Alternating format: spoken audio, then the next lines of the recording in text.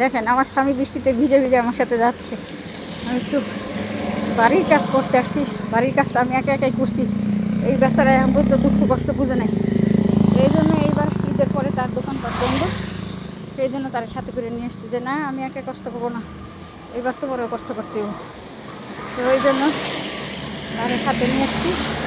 এখন হাইটে হাইটে আমরা দুজনে বুঝতেছি খোয়া মানে সুরকি, আমাদের কালকে প্রথম কাজ হবো সুরকি দিয়ে। তো এখন ঈদের পর তো সুরকি খুঁজে পাইতেছি না, তো দুজনে মিলে হাঁটতেছি আর সুরকি কোনখানে গেছে সেই জায়গা খুঁজতেছি। আগে যেখান থেকে নিচ্ছি সুরকি সেই জায়গা এখন ওই সুরকিওয়ালা নাই, এই জন্য আমরা অন্য জায়গায় খুঁজতে যাইতেছি। বেচারা হাজবেন্ড